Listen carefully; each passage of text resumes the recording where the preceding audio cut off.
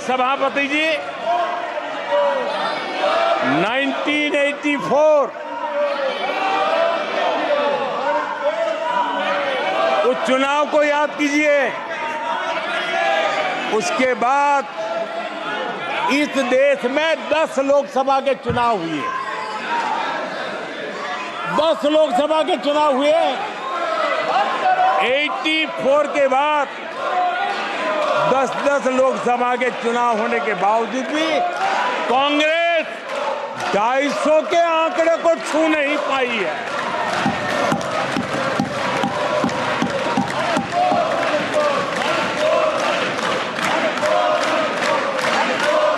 इस बार किसी तरह 99 के चक्कर में फंसे गए हैं।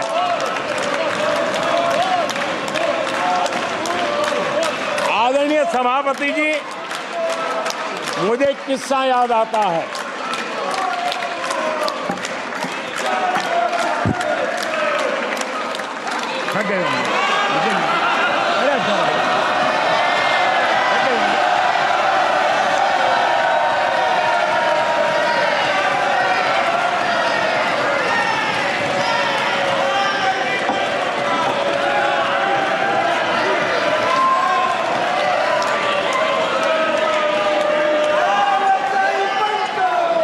सभापति जी,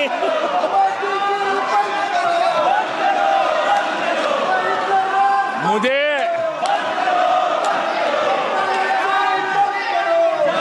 एक किस्सा याद आता है। आदरणीय सभापति जी, मुझे एक किस्सा याद आता है। 99 मार्क्स लेकर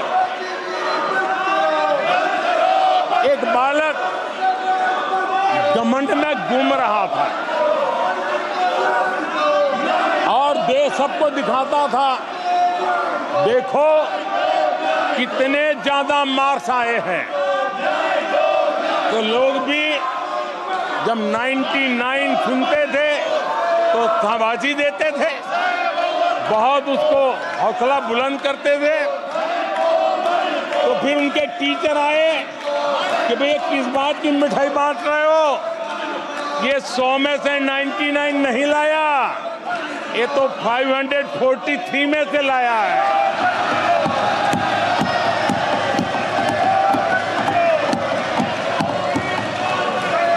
अब उस बालक बुद्धि को कौन समझाए कि तुमने फेल होने का वर्ल्ड रिकॉर्ड बना दिया है।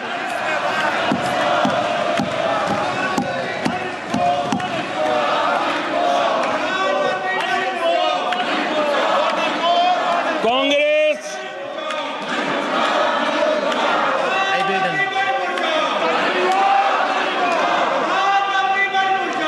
आदरणीय सभापति जी,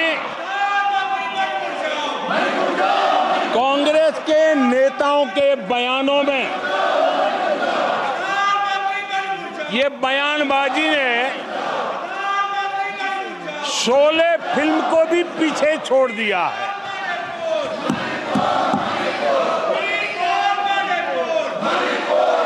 आप सबको शोले फिल्म की वो मौसी जी याद होगी।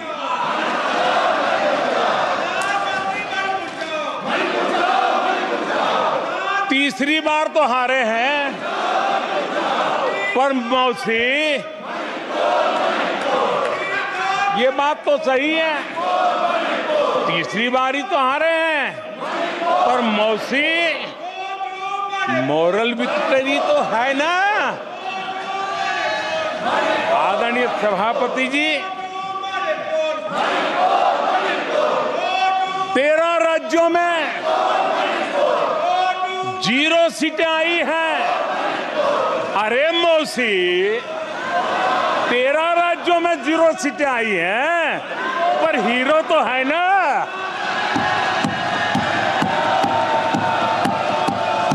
आदरणीय सभापति जी,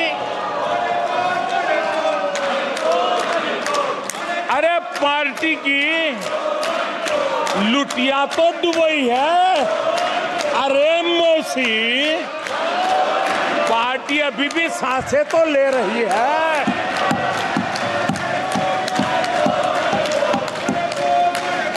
मैं कांग्रेस के लोगों को कहूंगा, जनादेश को फर्जी जीत के जश्न में मत दबाओ। जनादेश को फर्जी जीत के नशे में मत दबाओ, उस जश्न में मत दबाओ। ईमानदारी से देशवासियों के जनादेश को जरा समझने की कोशिश करो, उसे स्वीकार करो।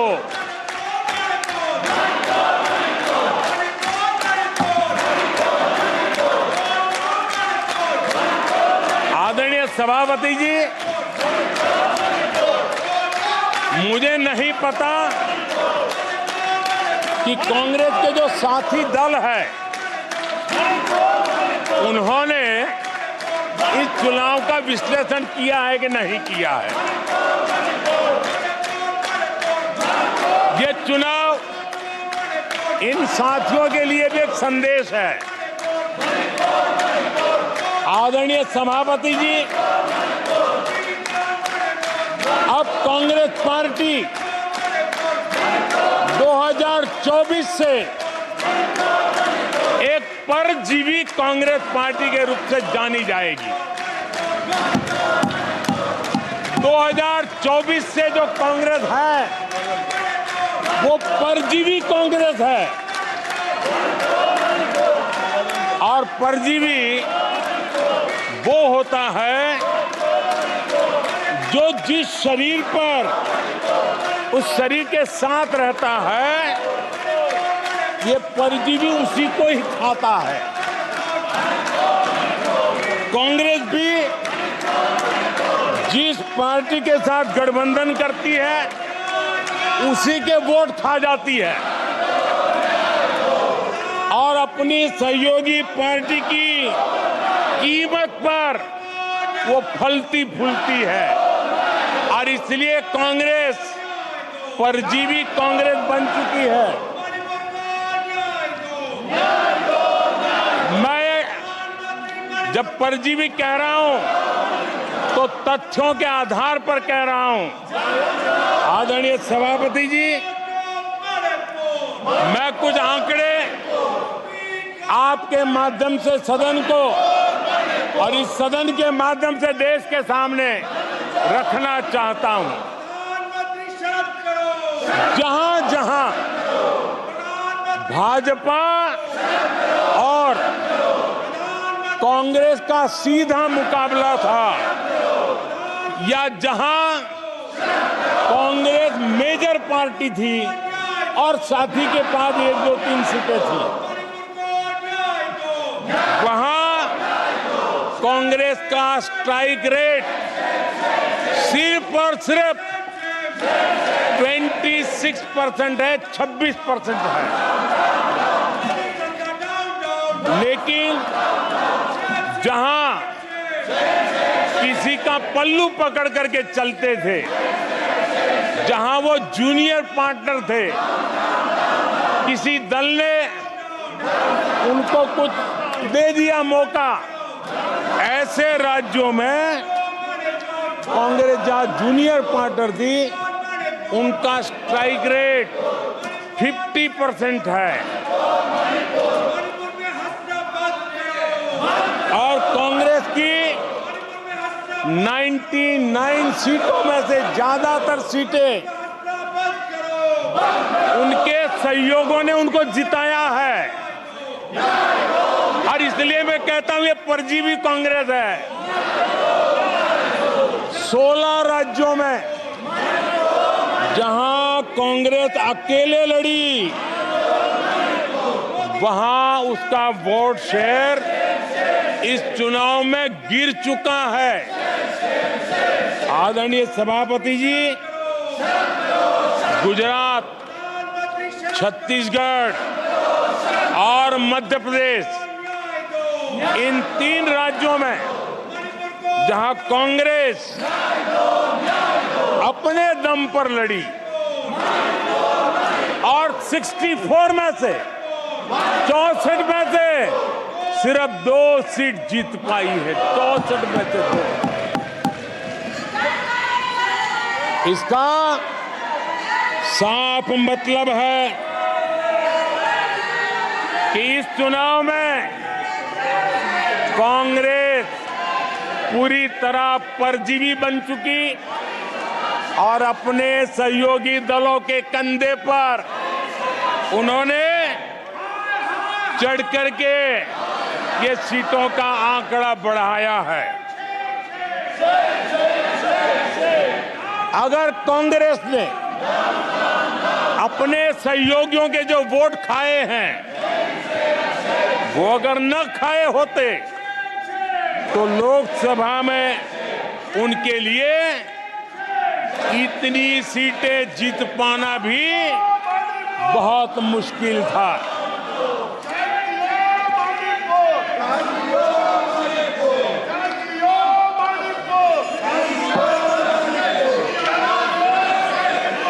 आदरणीय सभापति जी,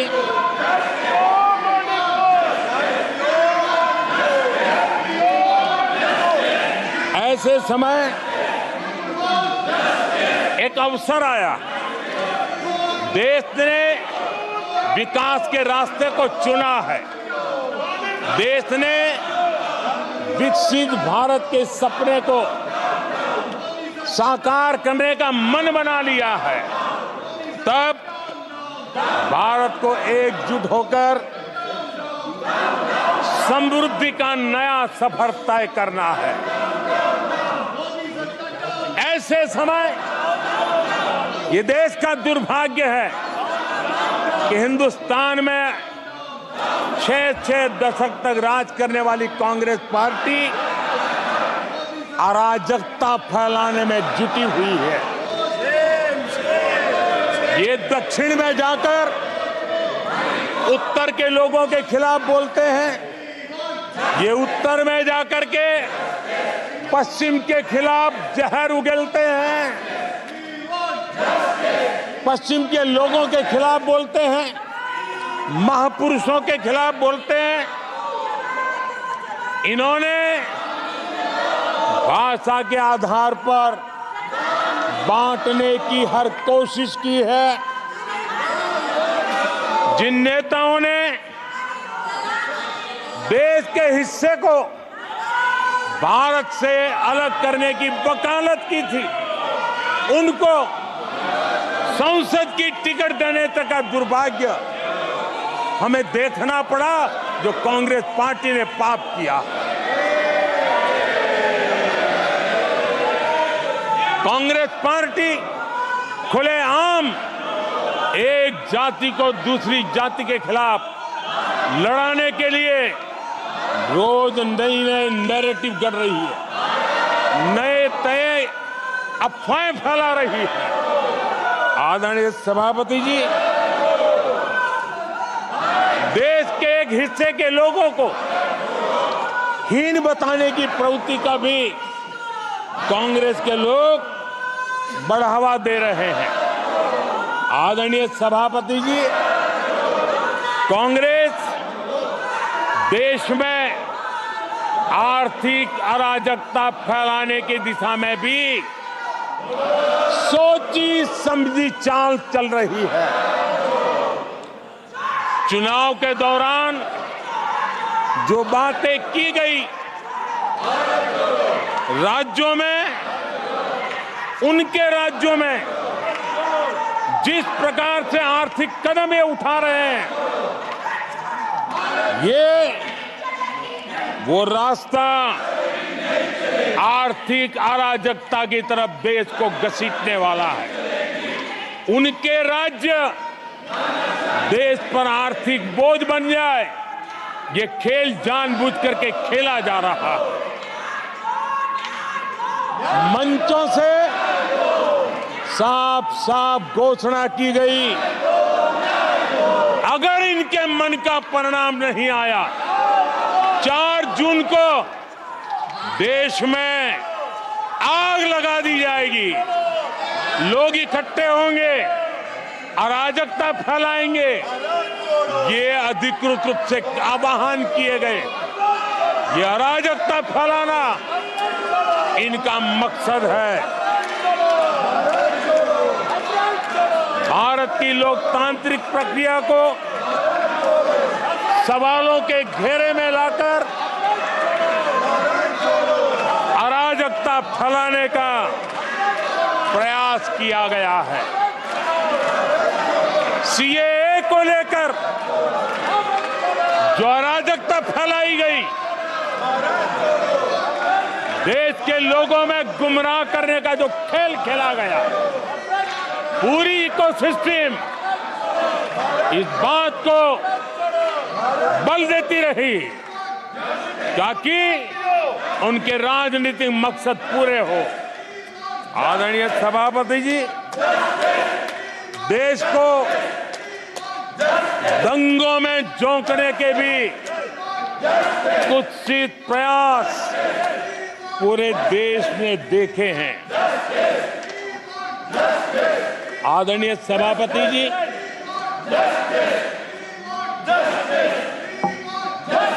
आजकल सिंपैथी गेन करने का एक नई ड्रामेबाजी शुरू की गई है, नया खेल खेला जा रहा है। मैं एक किस्सा सुनाता हूं। एक बच्चा स्कूल से आया और जोर जोर से रोने लगा और उसकी माँ भी डर गई, क्या हो गया, बहुत रोने लगा और फिर कहने लगा, माँ मुझे आज स्कूल में मारा गया, आज स्कूल में मुझे उसने मारा, आज स्कूल में मुझे इसने मारा, और जोरों जोरों से रोने लगा। माँ परेशान हो गई। उसने उसे पूछा कि बेटा बात क्या थी, लेकिन वो बता नहीं रहा था, बस रो रहा था, मुझे मारा मुझे मारा।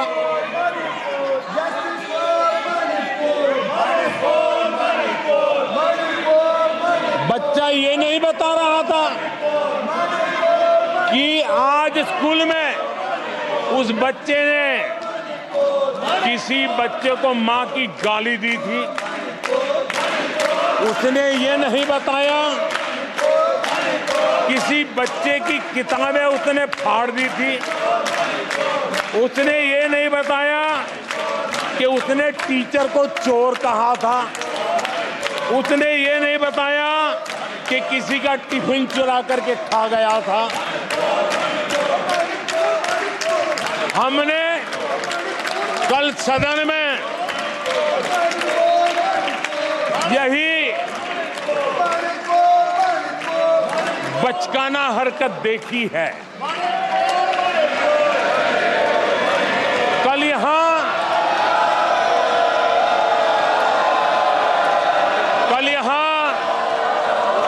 बालक बुद्धि का विलाप चल रहा था। मुझे मारा गया, मुझे इसने मारा, मुझे उसने मारा, मुझे यहां मारा, मुझे वहां मारा, ये चल रहा था। आदरणीय सभापति जी, सिंपैथी हासिल करने के लिए ये नया ड्रामा चलाया गया है, लेकिन ये सच्चाई जानते हैं कि ये हजारों करोड़ रुपए उसकी हेराफेरी के मामले में जमानत पर बाहर है।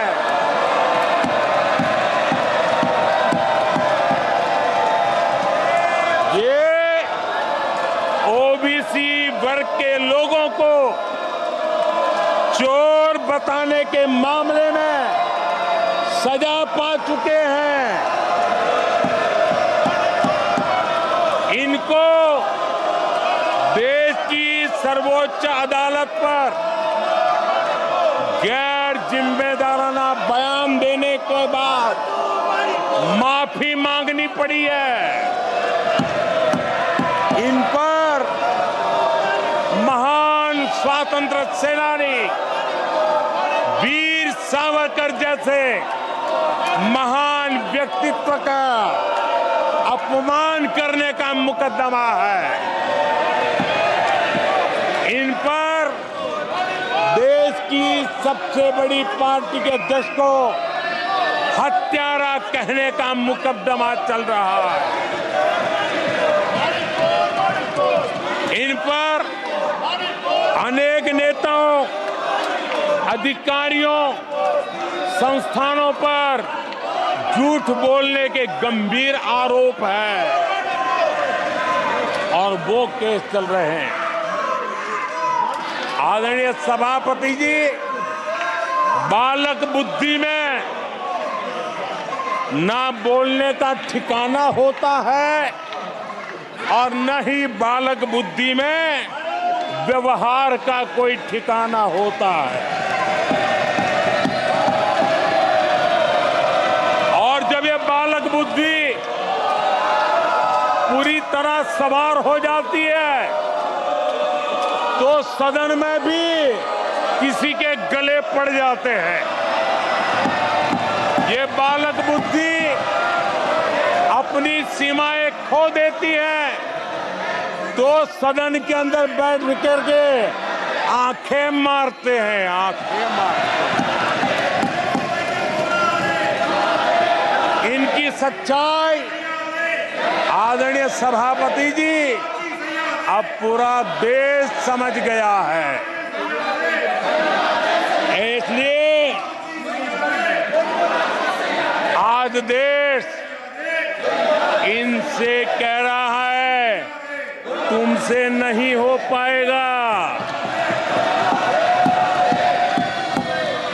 तुमसे ना हो पाएगा।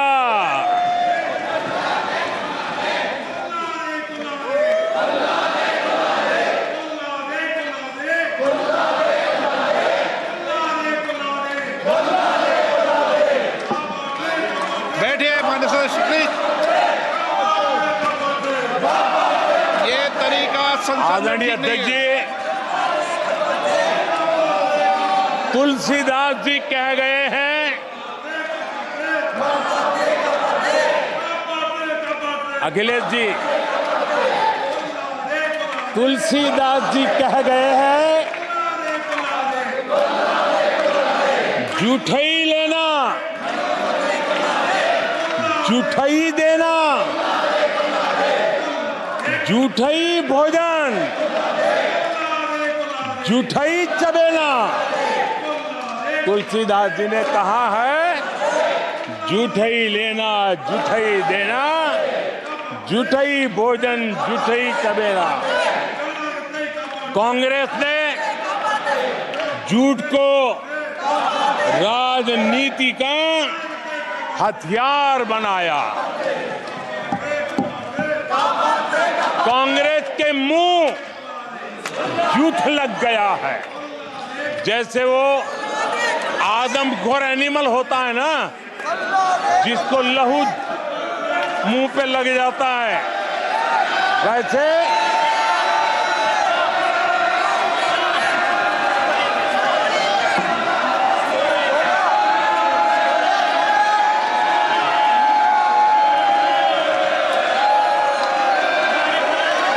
सभापति जी, कांग्रेस के मुंह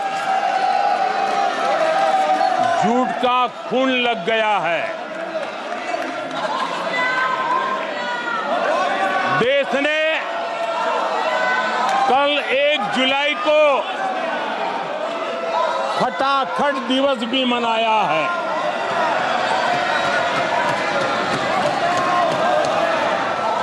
जुलाई को लोग अपने बैंक अकाउंट चेक कर रहे थे कि 8,500 रुपये आए कि नहीं आए। ये झूठ नैरेटिव का परिणाम देखिए। इसी चुनाव में कांग्रेस ने देशवासियों को गुमराह किया। माताओं बहनों को हर महीने 8,500 रुपये देने का झूठ। इन माताओं के बहनों के दिलों को जो चोट लगी है ना, वो श्राप बन करके ये कांग्रेस को तबाह करने वाली है। आदरणीय सभापति जी, ईवीएम को लेकर झूठ, संविधान को लेकर झूठ, आरक्षण को लेकर झूठ, उससे पहले राफेल को लेकर झूठ, HAL को लेकर के झूठ, LIC को लेकर के झूठ, बैंकों को लेकर झूठ, कर्मचारियों को भी भड़काने के प्रयास हुए। हौसला तो इतना बढ़ गया कि कल सदन को भी गुमराह करने का प्रयास हुआ। कल अग्निवीर को लेकर सदन में झूठ बोला गया। कल यहां भरपूर असत्य बोला गया कि MSP नहीं दिया जा रहा। अध्यक्ष जी, संविधान की गरिमा से खिलवाड़ ये सदन का दुर्भाग्य है। और अनेक बार लोकसभा में जीत करके आए लोग सदन की गरिमा के साथ खिलवाड़ करे, ये शोभा नहीं देता है। आदरणीय सभापति जी, जो दल 60 साल तक यहां बैठा है, जो सरकार के कामों को जानता है, जिसके पास अनुभवी नेताओं की श्रृंखला है, वे जब अराजकता के इस रास्ते पर चले जाएं, झूठ के रास्ते को चुन ले, तब देश गंभीर संकट की तरफ जा रहा है। इसका सबूत मिल रहा है।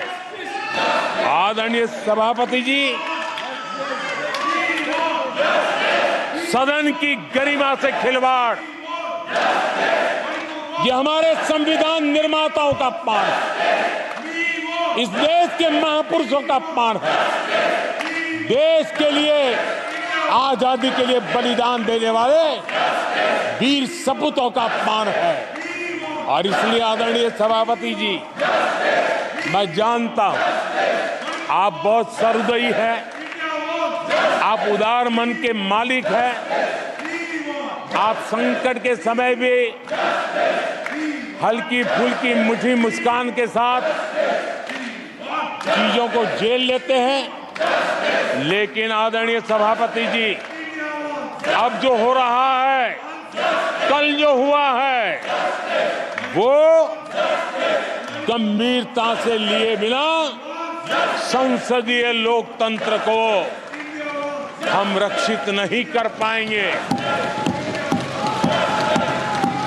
आदरणीय सभापति जी, इन हरकतों को बालक बुद्धि कह करके, बालक बुद्धि मान करके हम नजरअंदाज नहीं करना चाहिए, कतई नजरअंदाज नहीं करना चाहिए। और मैं इसलिए कह रहा हूं कि इसके पीछे इरादे नेक नहीं है, इरादे गंभीर खतरे के हैं। और मैं देशवासियों को भी जगाना चाहता हूं। आदरणीय सभापति जी,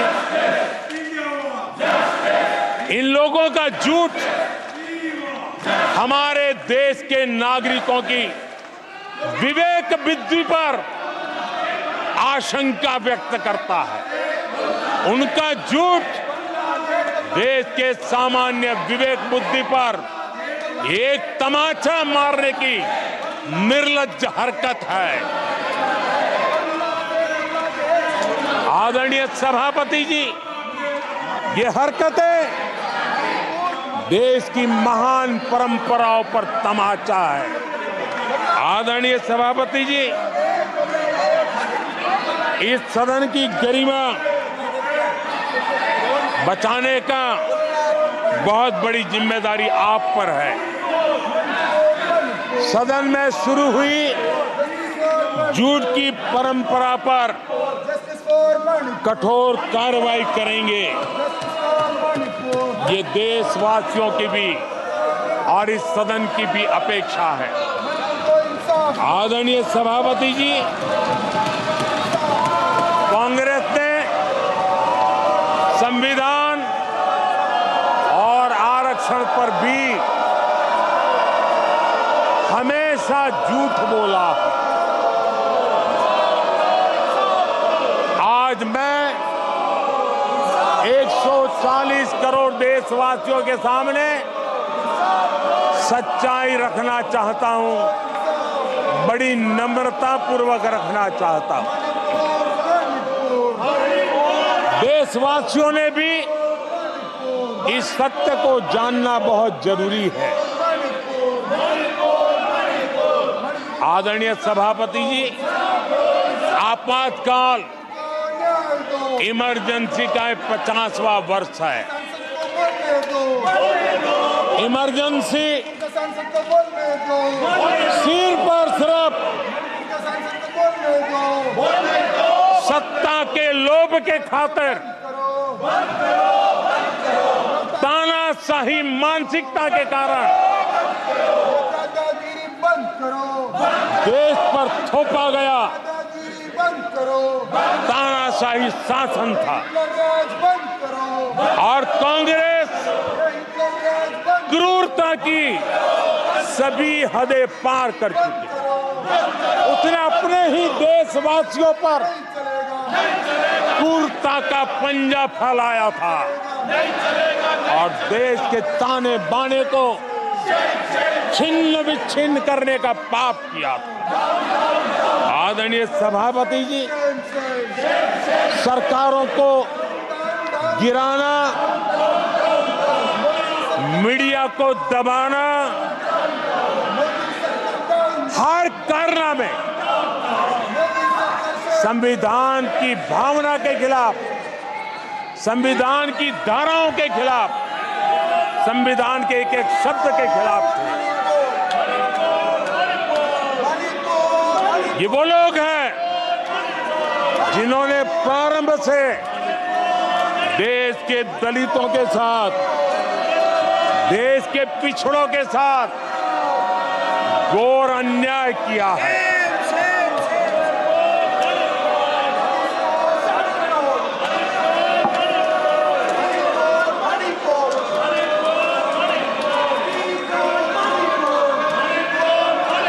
आदरणीय सभापति जी, और इसी कारण से बाबा साहब आम्बेडकर ने कांग्रेस की दलित विरोधी, पिछड़े विरोधी मानसिकता के कारण नेहरू जी की कैबिनेट से इस्तीफा दिया था। उन्होंने पर्दाफाश किया था कि कैसे नेहरू जी ने दलितों, पिछड़ों के साथ अन्याय किया और बाबा साहब आम्बेडकर ने कैबिनेट से इस्तीफा देते समय जो कारण बताए थे, वो कारण इनके चरित्र को दर्शाते हैं। बाबा साहब आम्बेडकर जी ने कहा था, मैं सरकार द्वारा अनुसूचित जातियों की उपेक्षा पर अपने अंदर उत्पन्न आक्रोश को रोक नहीं सका। ये बाबा साहब आम्बेडकर के शब्द है। अनुसूचित जातियों की उपेक्षा, इसने बाबा साहब आम्बेडकर को आक्रोशित कर दिया। बाबा साहब के सीधे हमले के बाद नेहरू जी ने बाबा साहब आम्बेडकर का राजनीतिक जीवन खत्म करने के लिए पूरी ताकत लगा दी। आदरणीय सभापति जी, पहले षड्यंत्र पूर्वक बाबा साहब आम्बेडकर को चुनाव में हरवाया गया। आदरणीय सभापति जी, हराया इतना ही नहीं, उन्होंने बाबा साहब आम्बेडकर के इस पराजय की उसका जश्न मनाया, खुशी मनाई और खुशी उन्होंने व्यक्त की।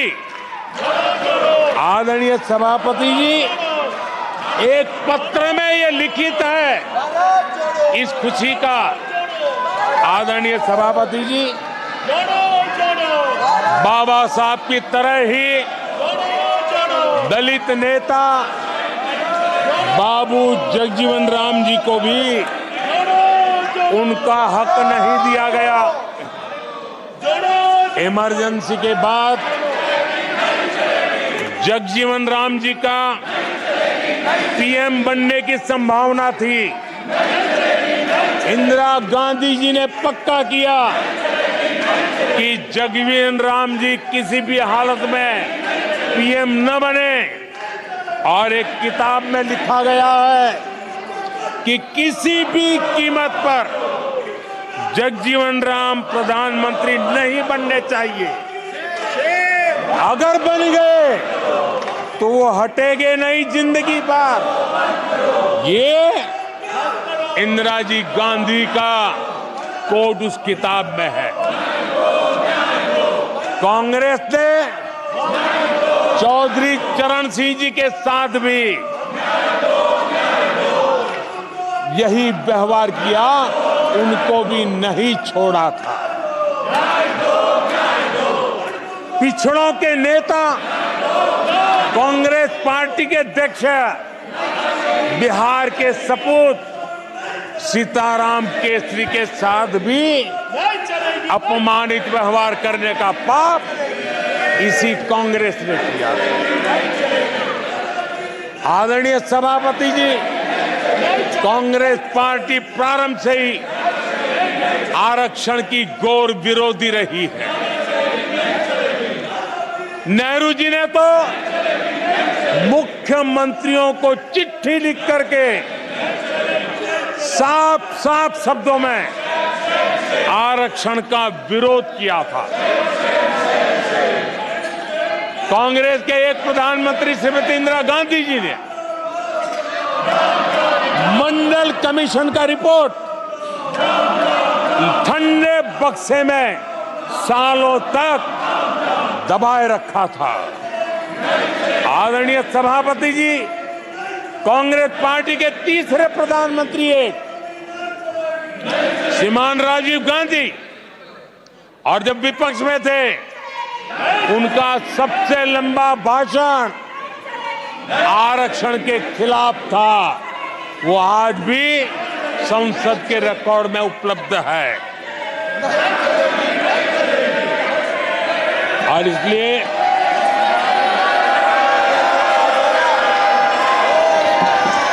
आदरणीय सभापति जी, मैं आज एक गंभीर विषय पर आपका और देशवासियों का ध्यान आकर्षित करना चाहता हूं। कल जो हुआ, इस देश के कोटि कोटि देशवासी आने वाली सदियों तक माफ नहीं करेंगे। आदरणीय सभापति जी, 131 साल पहले, 131 ईयर पहले स्वामी विवेकानंद जी ने शिकागो में कहा था, मुझे गर्व है कि मैं उस धर्म से आता हूं जिसने पूरी दुनिया को सहिष्णुता और वैश्विक स्वीकृति सिखाई है। 131 साल पहले हिंदू धर्म के लिए विवेकानंद जी ने अमेरिका के शिकागो में दुनिया के दिग्गजों के सामने कहा था।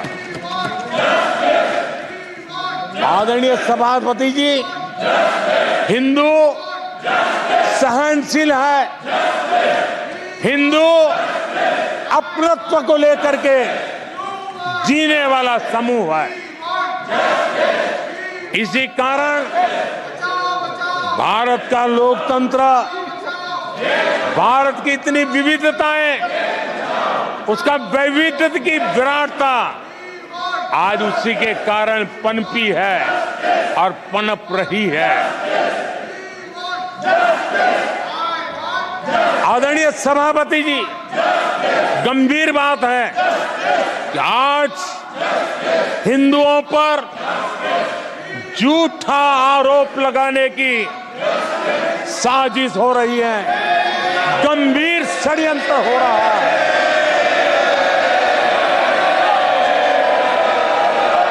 आदरणीय सभापति जी,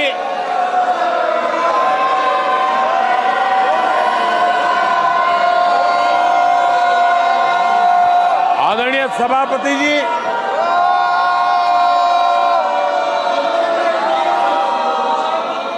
ये कहा गया हिंदू हिंसक होते हैं? ये है आपके संस्कार, ये है आपका चरित्र, ये है आपकी सोच, ये है आपकी नफरत इस देश के हिंदुओं के साथ। ये करने में आदरणीय सभापति जी, ये देश शताब्दियों तक इसे भूलने वाला नहीं है।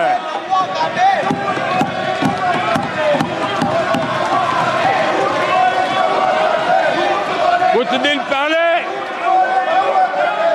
हिंदुओं में जो शक्ति की कल्पना है, उसके विनाश की घोषणा की गई थी।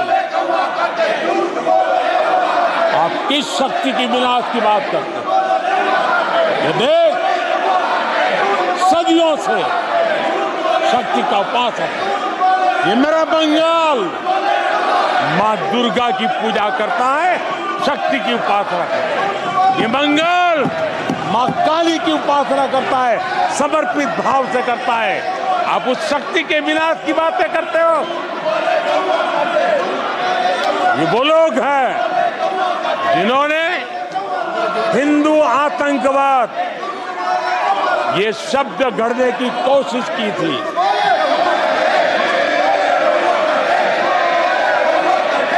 इनके साथी हिंदू धर्म को, उसकी तुलना डेंगू, मलेरिया ऐसे शब्दों से करें और ये लोग तालियां बजाएं, ये देश कभी माफ नहीं करेगा। आदरणीय सभापति जी, एक सोची समझी रणनीति के तहत इनका पूरा इकोसिस्टम, हिंदू परंपरा, हिंदू समाज, इस देश की संस्कृति, देश की विरासत, इसको नीचा दिखाना, उसे गाली देना, उसे अपमानित करना, हिंदुओं का मजाक उड़ाना, इसे फैशन बना दिया है और उसको संरक्षण देने का काम अपने राजनीतिक स्वार्थ के लिए ऐसे तत्व कर रहे हैं। आदरणीय सभापति जी,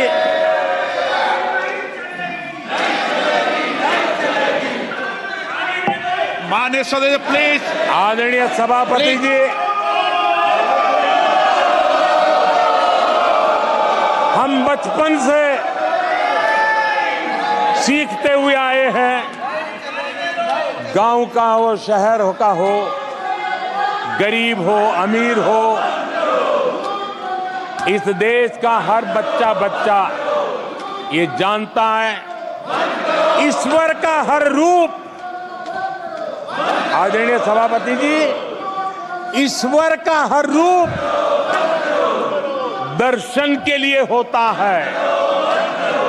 ईश्वर का कोई भी रूप निजी स्वार्थ के लिए, प्रदर्शन के लिए नहीं होता है।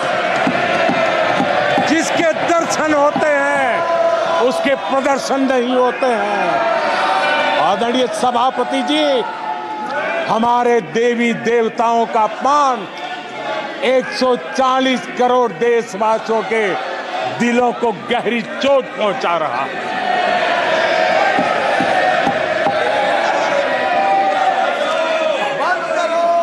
निजी राजनीतिक स्वार्थ के लिए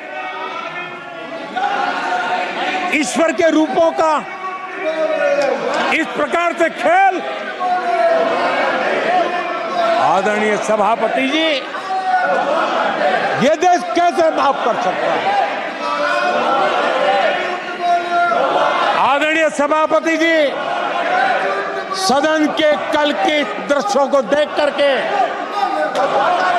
अब हिंदू समाज को भी सोचना होगा,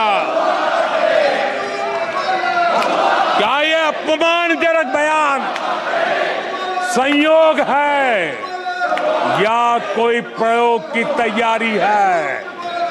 ये हिंदू समाज को सोचना पड़ेगा। आदरणीय सभापति जी,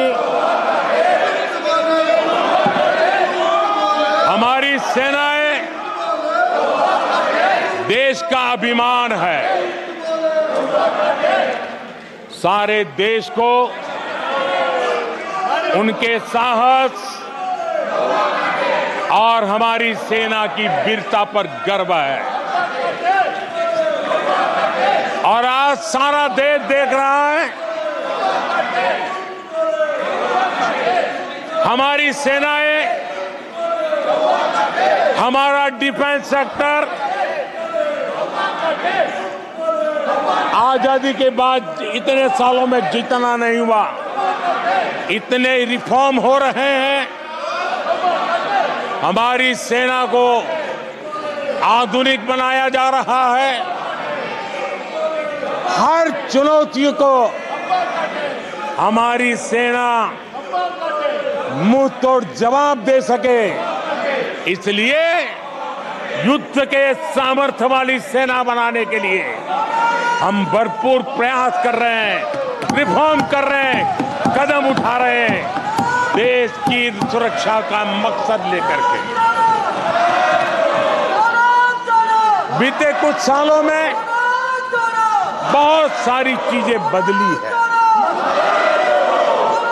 सीडीएस का पद बनने के बाद इंटीग्रेशन और सशक्त हुआ है।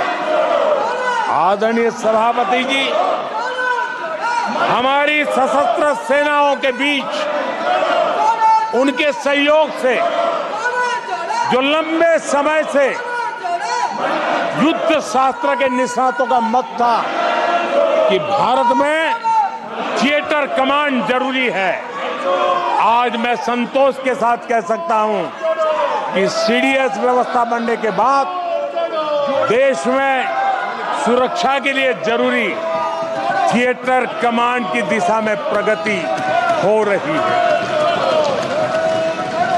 आदरणीय सभापति जी, आत्मनिर्भर भारत, उसमें हमारी सेना को आत्मनिर्भर बनाना, उसकी भी बहुत बड़ी महत्वपूर्ण भूमिका निभाई जा रही है। हमारी देश की सेना युवा होनी चाहिए। सेना दुश्मनों के दांत खट्टे करने के लिए होती है। हमें हमारे युवाओं पर भरोसा होना चाहिए। सेना में युवाओं की ताकत बढ़ानी चाहिए और इसलिए हम लगातार युद्ध योग्य सेना बनाने के लिए रिफॉर्म कर रहे हैं। समय पर रिफॉर्म न करने के कारण हमारी सेना का बहुत नुकसान हुआ है, लेकिन ये सार्वजनिक बातें कहने योग्य नहीं होने के कारण मैं मेरे मुंह को ताला लगा करके बैठा हूं। आदरणीय सभापति जी, देश की सुरक्षा एक गंभीर मसला होता है। आदरणीय सभापति जी, ऐसे रिफॉर्म्स का उद्देश्य किसी भी परिस्थिति में, अब युद्ध के रूप बदल रहे हैं, संसाधन बदल रहे हैं, शस्त्र बदल रहे हैं, टेक्निक बदल रही है। ऐसे में हमें हमारी सेनाओं को उसी चुनौतियों के अनुरूप तैयार करना ये बहुत बड़ी जिम्मेवारी होती है, जिसको निभाने के लिए गालियां खा करके भी, झूठे आरोप सह करके भी, मुंह पर ताला लगा करके हम काम कर रहे हैं। ऐसे समय देश की सेना को आधुनिक बनाना, सशक्त बनाने के ऐसे समय कांग्रेस क्या कर रही है? ये झूठ फैला रहे हैं। डिफेंस रिफॉर्म के प्रयासों को कमजोर करने का षड्यंत्र कर रहे हैं। आदरणीय सभापति जी, दरअसल कांग्रेस के लोग कभी भी भारतीय सेनाओं को ताकतवर होते नहीं देख सकते। आदरणीय सभापति जी, कौन नहीं जानता कि नेहरू जी के समय देश की सेनाएं कितनी कमजोर होती थी। हमारी सेनाओं में कांग्रेस ने जो लाखों करोड़ों के घोटाले किए, वही तरीका था जिसने देश की सेना को कमजोर किया है। कि देश की सेनाओं को कमजोर किया। जल हो, थल हो, नभ हो, सेना की हर आवश्यकता में इन्होंने, देश आजाद हुआ तब से भ्रष्टाचार की परंपरा बनाई। जीप घोटाला हो, पनडुब्बी घोटाला हो, बोफोर्स घोटाला हो, इन सारे घोटालों ने देश की सेना की ताकत को बढ़ने से रोका है। वो भी एक वक्त था आदरणीय सभापति जी, कांग्रेस के जमाने में हमारी सेनाओं के पास बुलेट प्रूफ जैकेट भी नहीं हुआ करते थे।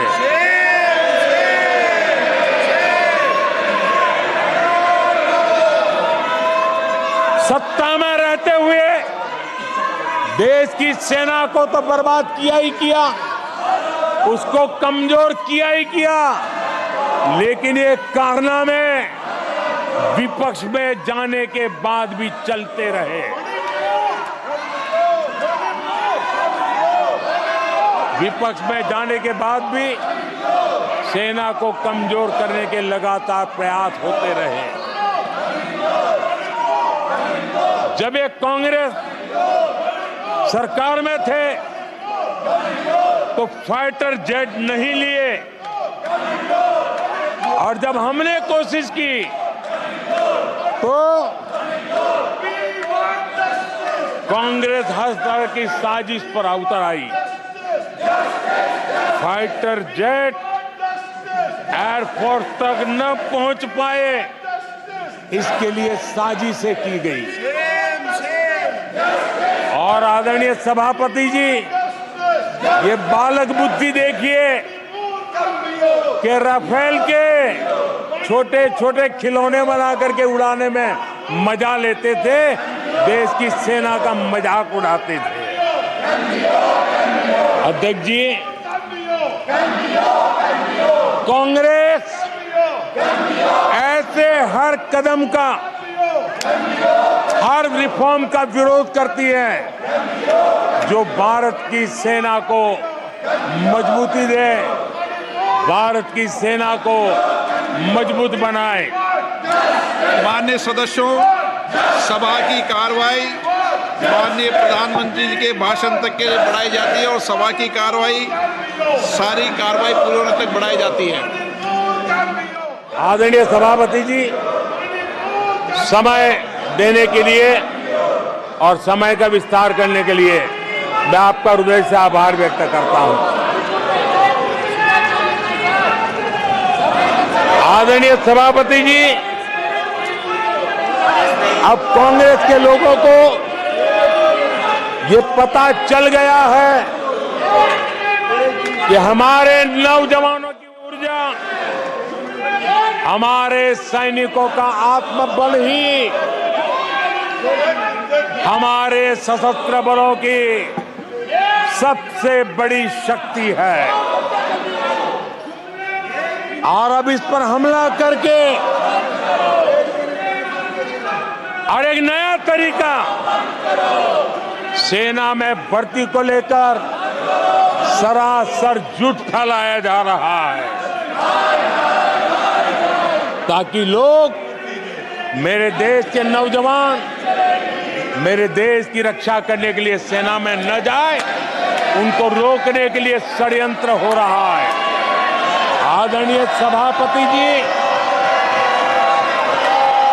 मैं इस सदन के माध्यम से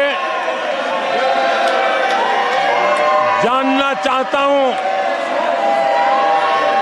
आखिर किसके लिए कांग्रेस हमारी सेनाओं को कमजोर करना चाहती है?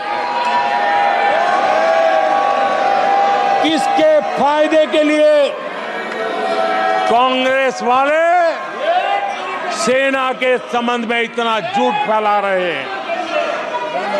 आदरणीय सभापति जी, वन रैंक वन पेंशन को लेकर के देश के शहीद जवानों को उनकी आंखों में धूल झोंकने का प्रयास किया गया। आदरणीय सभापति जी, हमारे देश में श्रीमती इंदिरा गांधी जी ने वन रैंक वन पेंशन की व्यवस्था को खत्म किया था।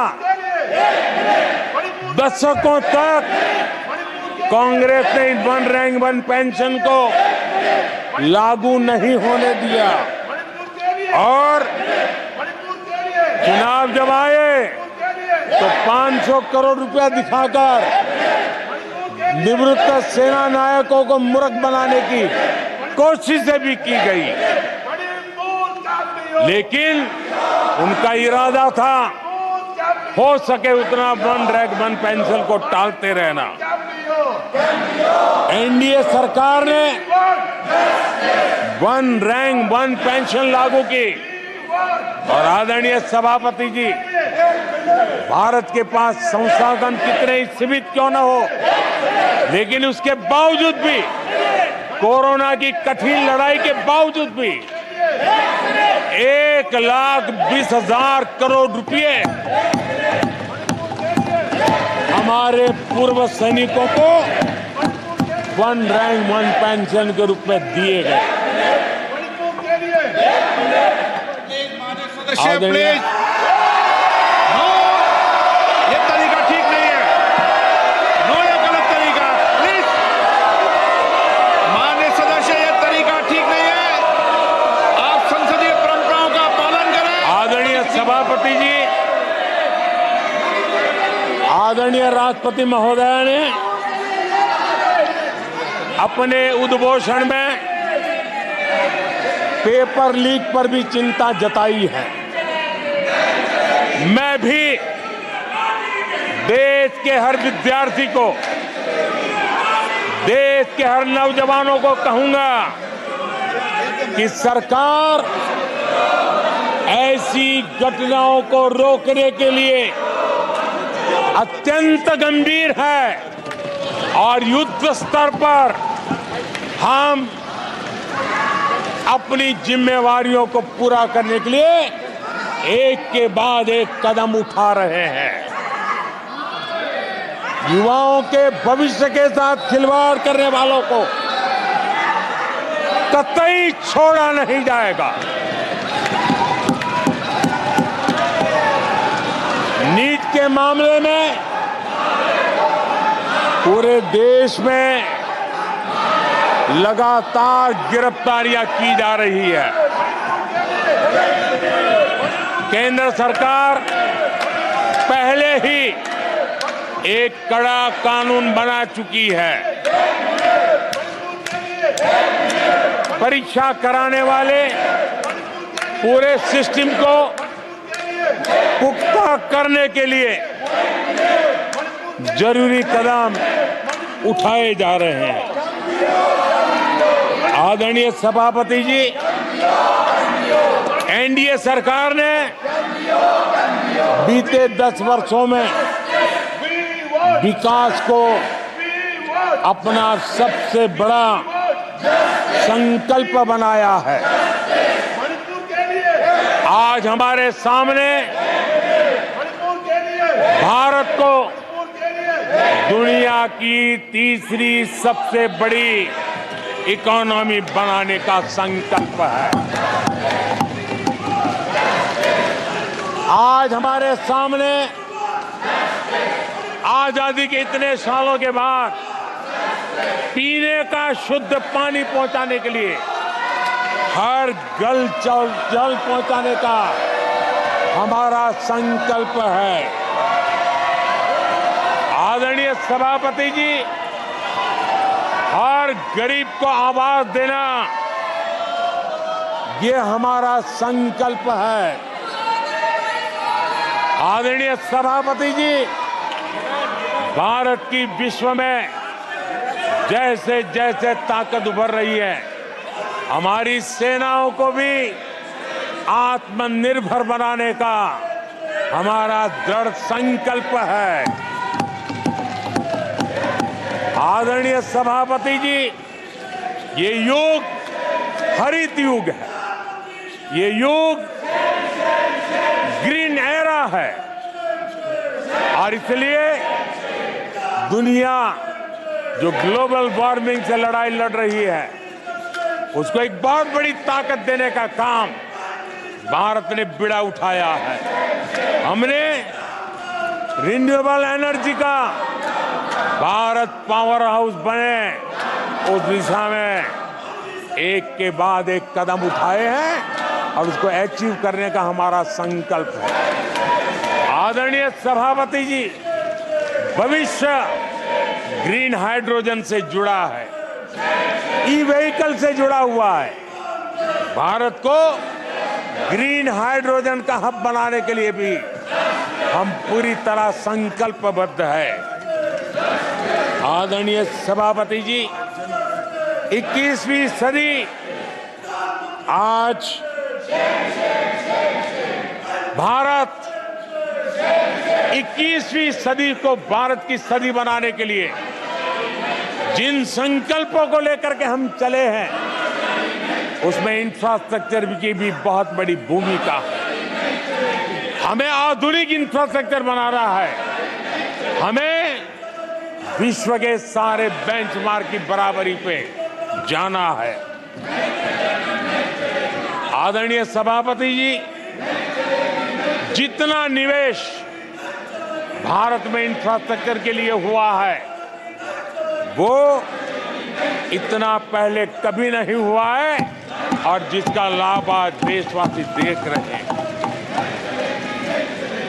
देश में बहुत बड़े पैमाने पर रोजगार और स्वरोजगार के अवसर बन रहे हैं, उसको विस्तार हो, उसको एक नए रूप रंग मिले, आधुनिक भारत की आवश्यकताओं के अनुसार स्किल डेवलपमेंट हो और उसके आधार पर इंडस्ट्री 4.0 में भी भारत लीडर के रूप में उभरे और हमारे नौजवानों का भविष्य भी संवरे। उस दिशा में हम काम कर रहे हैं।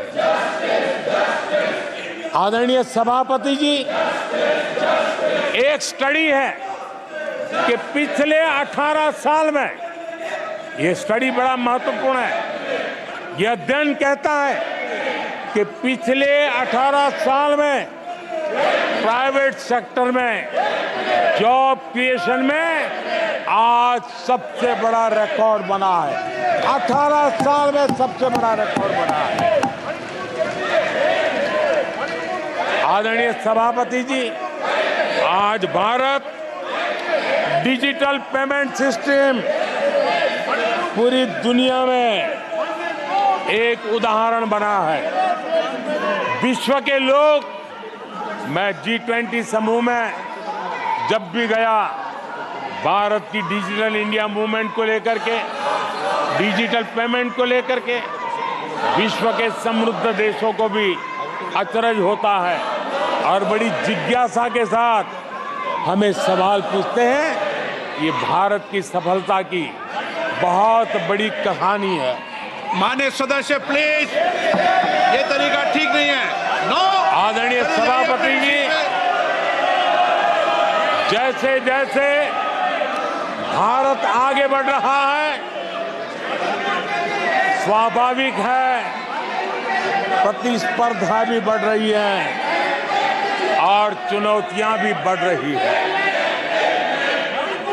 जिन्हें भारत की प्रगति से दिक्कत है, जो भारत की प्रगति को चुनौती के रूप में देखते हैं, वो गलत हथकंडे भी अपना रहे हैं। ये ताकतें भारत की डेमोक्रेसी, डेमोग्राफी और डायवर्सिटी पर हमला कर रही है और ये चिंता सिर्फ मेरी नहीं है, ये चिंता सिर्फ सरकार की नहीं है, ये चिंता सिर्फ ट्रेजरी बैंक की नहीं है। आदरणीय सभापति जी, देश की जनता और माननीय सुप्रीम कोर्ट तक सबको इन बातों से चिंतित है। सुप्रीम कोर्ट ने जो कहा है, वो कोर्ट मैं आज सदन के सामने रखना चाहता हूं। सुप्रीम कोर्ट का एक कोर्ट देश के करोड़ों करोड़ लोगों के लिए भी कैसे कैसे संकट आने की संभावनाएं दिख रही है, इसकी तरफ इशारा करता है। आदरणीय सभापति जी, सुप्रीम कोर्ट ने अपने एक जजमेंट में बड़ी गंभीरता पूर्वक कहा है और मैं कोट पढ़ता हूं, ऐसा लगता है इस महान देश की प्रगति पर, ऐसा लगता है कि इस महान देश की प्रगति पर संदेह प्रकट करने, उसे कम करने और हर संभव मोर्चे पर उसे कमजोर करने का एक ठोस प्रयास किया जा रहा है। ये सुप्रीम कोर्ट की बात पढ़ रहा हूं। सुप्रीम कोर्ट आगे कह रही है, इस तरह के किसी भी प्रयत्न या प्रयास को आरंभ में ही रोक दिया जाना चाहिए। देश की सुप्रीम कोर्ट का एक कोर्ट है। आदरणीय सभापति जी, सुप्रीम कोर्ट ने जो भावना व्यक्त की है, इस पर हम यहां वाले या वहां वाले, सदन में है उन्होंने, सदन के बाहर है उन्होंने, सबको गंभीरता से विचार करने की आवश्यकता है। आदरणीय सभापति जी, भारत में भी कुछ लोग हैं जो ऐसी ताकतों की मदद कर रहे हैं। देशवासियों को ऐसी ताकतों से सतर्क रहने की जरूरत है।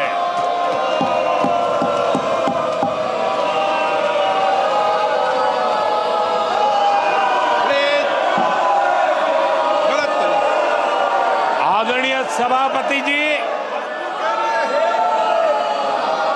2014 में सरकार में आने के बाद देश के सामने एक बहुत बड़ी चुनौती कांग्रेस के साथ ही कांग्रेस का इकोसिस्टम भी रहा है। ये इकोसिस्टम से मिली खाद पानी, इसके दम पर ये कांग्रेस की मदद से ये इकोसिस्टम 70 साल तक फला फूला है। मैं आज सभापति जी इस इकोसिस्टम को चेतावनी देता हूं। मैं इस इकोसिस्टम को चेताना चाहता हूं।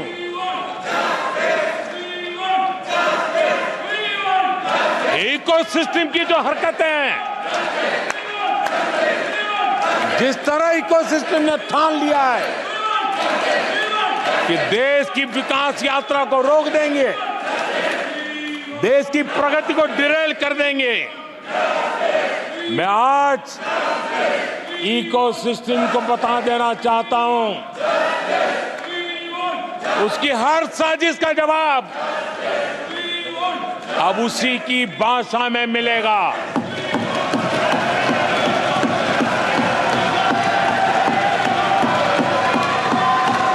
यह देश विरोधी साजिशों को कभी भी स्वीकार नहीं करेगा।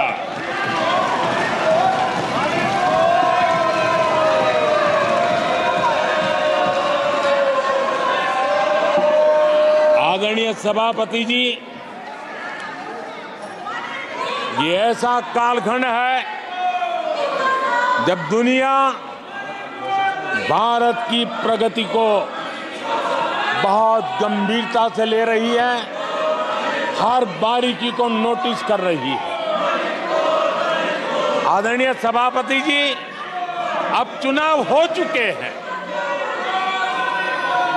140 करोड़ देशवासियों ने 5 साल के लिए अपना निर्णय जनादेश दे दिया है। आवश्यक है कि विकसित भारत के निर्माण के लिए इस संकल्प को सिद्धि में बदलने के लिए इस सदन के सभी माननीय सदस्यों का योगदान होना चाहिए। मैं उन सबको निमंत्रित करता हूं कि विकसित भारत के संकल्प को पूर्ण करने के लिए आप भी जिम्मेवारी के साथ आगे आइए। देश हित के विषय पर हम साथ चले, मिलकर के चलें और देशवासियों की आशा आकांक्षाओं को पूरा करने में हम कोई कमी न रहने दें। आदरणीय सभापति जी, पॉजिटिव राजनीति भारत के इस कालखंड में बहुत आवश्यक है। और मैं हमारे साथी पक्षों को भी कहना चाहूंगा, इंडी गठबंधन के पक्ष के लोगों को कहना चाहूंगा कि आप आइए मैदान में, गुड गवर्नेंस पर स्पर्धा करें। जहां जहां आपकी सरकारें हैं वो एनडीए की सरकारों के साथ गुड गवर्नेंस पर स्पर्धा करें, डिलीवरी पे स्पर्धा करें, लोगों की आकांक्षा पूरी करने पे स्पर्धा करें। देश का भला होगा, आपका भी भला होगा। आदरणीय सभापति जी, आप अच्छे कामों के लिए एनडीए के साथ स्पर्धा करें। आप रिफॉर्म्स के मामले में हिम्मत करें। जहां जहां आपकी सरकारें हैं वो रिफॉर्म से कदम बढ़ाएं और वो विदेशी निवेश को आकर्षित करें। अपने अपने राज्यों में विदेशी निवेश ज्यादा आए, इसके लिए प्रयास करें। उनको ये अवसर है, उनके पास राज्यों में कुछ सरकारें हैं और इसके लिए वो भाजपा की सरकारों से स्पर्धा करें, एनडीए की सरकारों से स्पर्धा करें, सकारात्मक स्पर्धा करें। जिन लोगों को जहां सेवा करने का मौका मिला है वहां पे वे रोजगार के लिए स्पर्धा करें। कौन सरकार ज्यादा रोजगार देती है उस स्पर्धा के लिए मैदान में आए, एक तंदुरुस्त स्पर्धा हो। साथी आदरणीय सभापति जी, हमारे यहां भी कहा है कि गहना कर्मणो गति ही, गहना कर्मणो गति है, यानी कर्म की गति गहन है। इसलिए आक्षेप, झूठ, फरेब, डिबेट ऐसी जीतने के बजाय कर्म से, कुशलता से, समर्पण भाव से, सेवा भाव से जरा लोगों के दिल जीतने के लिए कोशिश होनी चाहिए। आदरणीय सभापति जी, मैंने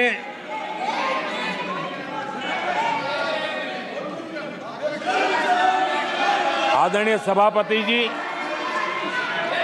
इस समय चर्चा के बीच अभी मुझे एक दुखद खबर भी दी गई है। यूपी के हाथरस में जो भगदड़ हुई उसमें अनेकों लोगों की दुखद मृत्यु होने की जानकारी आ रही है। जिन लोगों की इस हादसे में जान गई है, मैं उनके प्रति अपनी संवेदना व्यक्त करता हूं। मैं सभी घायलों के जल्द से जल्द ठीक होने की कामना करता हूं। राज्य सरकार की देखरेख में प्रशासन राहत और बचाव कार्य में जुटा हुआ है।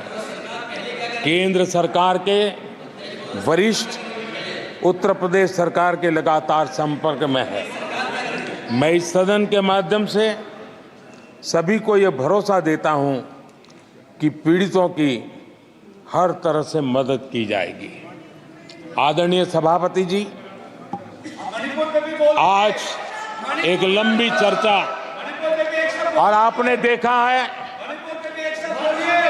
मैं पहली बार लोकसभा में प्रधानमंत्री के रूप में यहाँ सेवा के लिए आप लोगों ने अवसर दिया, तब भी मुझे ऐसा ही मुकाबला करना पड़ा था।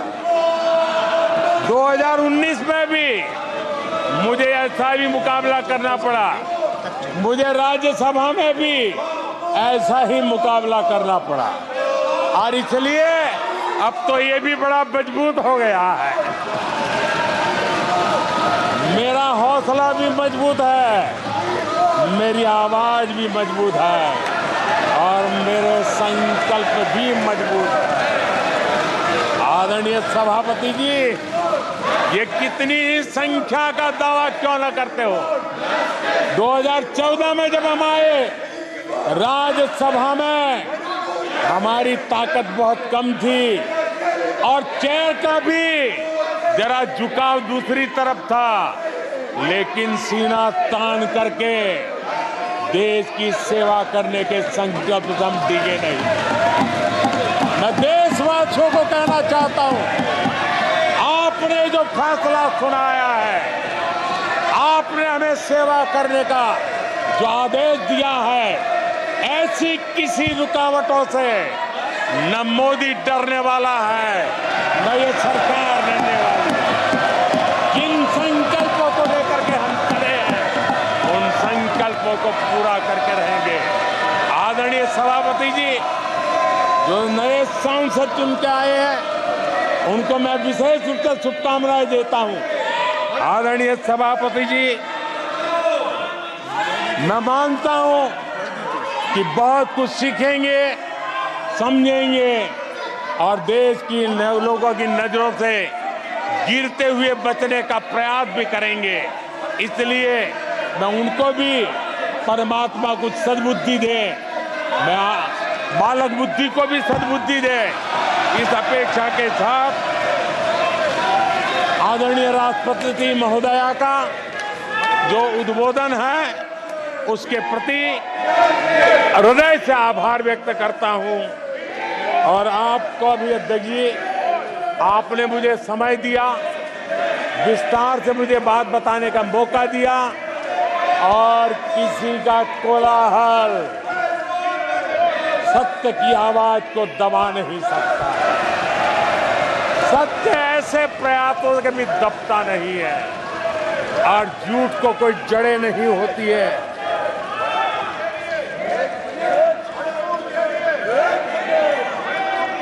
आदरणीय सभापति जी,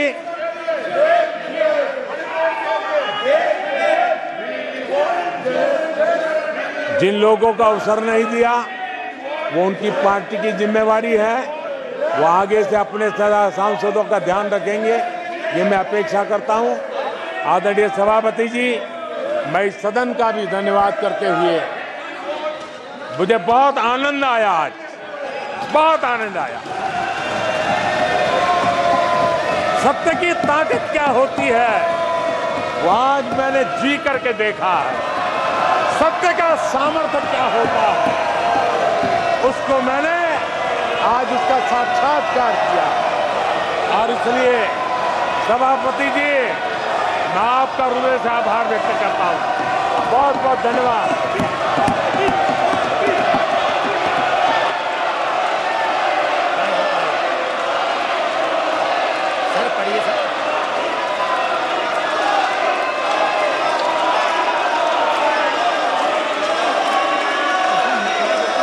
धन्यवाद। प्रस्ताव पर सदस्यों ने अनेक संशोधन प्रस्तुत किए हैं। अब मैं सभी संशोधनों को एक साथ सभा में मतदान के लिए रखता हूं। प्रश्न ये है कि माननीय सदस्यों द्वारा प्रस्तुत सभी संशोधनों को स्वीकृत किया जाए। जो सदस्य इसके पक्ष में हाँ कहें, जो सदस्य विरोध में ना कहें। मेरे विचार में निर्णय ना वालों के पक्ष में हुआ, ना वालों के पक्ष हुआ, संशोधन अस्वीकृत हुए।